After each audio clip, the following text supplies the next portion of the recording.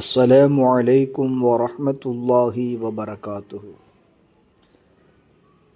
தேசிய கல்வி ஆராய்ச்சி பயிற்சி கவுன்சில் NCERT 2025-26 கல்வியாண்டிற்கான 7ஆம் வகுப்பு சமூக அறிவியல் பாட புத்தகத்தை திருத்தி அமைத்து டெல்லி சுல்தான்கள் முகலாயர்கள் பற்றிய பாடங்களை நீக்கியுள்ளது.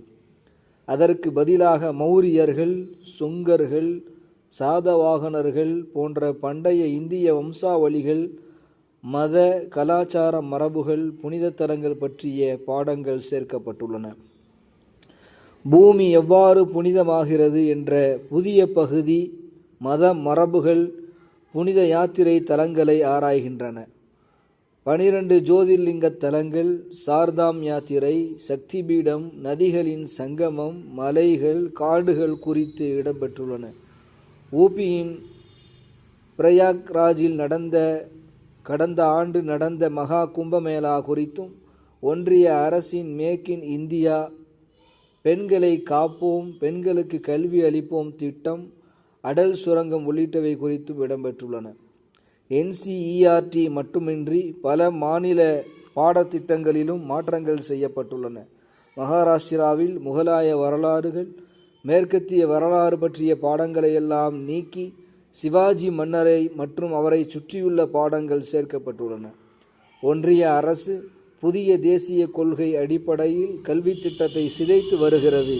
மாணவர்கள் மத்தியில் மத வேறுபாடு, வெறுப்பை தூண்டும் வகையில் பாடத்திட்டங்களில் மாற்றங்களை அவ்வப்போது மேற்கொண்டு வருகின்றது. இது ஒருபுறம் என்றால், மறுபுறம் நீட் தேர்வின் மூலமாக எளிய மாணவர்களின் மருத்துவ கல்வி கனவை பறித்து கொண்டிருக்கிறது. தமிழ்நாட்டில் நீட் தேர்விற்கு விலக்கு கேட்டு சட்டமன்றத்தில் தீர்மானம் நிறைவேற்றப்பட்டும் நடைமுறைப்படுத்தப்படாத சூழலில் நீட் தேர்வு மையங்களில் நடைபெறும் உளவியல் தாக்குதல்களையும் ஒருபுறம் தொடுத்து கொண்டிருக்கிறார்கள்.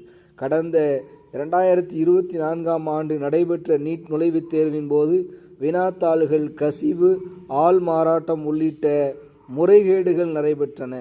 நீட் தேர்வை ரத்து செய்ய கூறி உச்சநீதிமன்றத்தில் 40 வழக்குகள் தொடரப்பட்டது.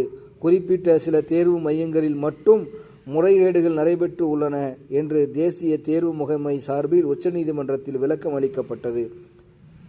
இந்த முறைகேட்டை தடுக்க முடியாதவர்கள்தான் தேர்வு எழுதும் மாணவ மாணவிகளின் தாலி மற்றும் மூக்குத்திகளை எல்லாம் கலட்டச் செய்து மூக்கு காதுகளில் டார்ச் அடித்து பார்த்தல், ஆடைகளை சோதித்தல் என்ற உளவியல் தாக்குதல்களை தொடுக்கின்றார்கள்.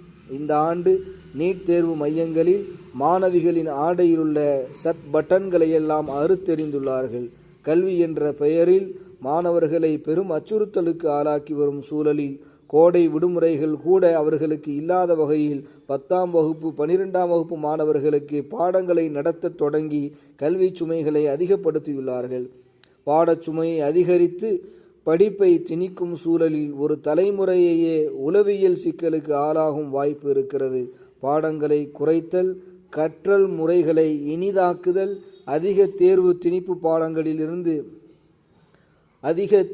திணிப்புகளிலிருந்து விடுவித்தல், மனப்பாட பாரத்தை குறைத்தல், நன்னம்பிக்கையும் உற்சாகமும் நிறைந்த மனித மாண்புகளை போற்றும் கல்வி திட்டத்தை உருவாக்குதல் என்று கல்வி திட்டத்தை மாற்றி அமைத்தால் தான் வளரும் தலைமுறையை மகிழ்வுள்ளவர்களாகவும் பயனுள்ளவர்களாகவும் மாற்ற முடியும். எனவே சற்று யோசியுங்கள், கல்வியை திணிக்காதீர்கள், இப்படி உளவியல் ரீதியான தொந்தரவுகளுக்கு ஆளாக்காதீர்கள் என்று கேட்டுக்கொண்டு உரையை முடிக்கின்றேன்.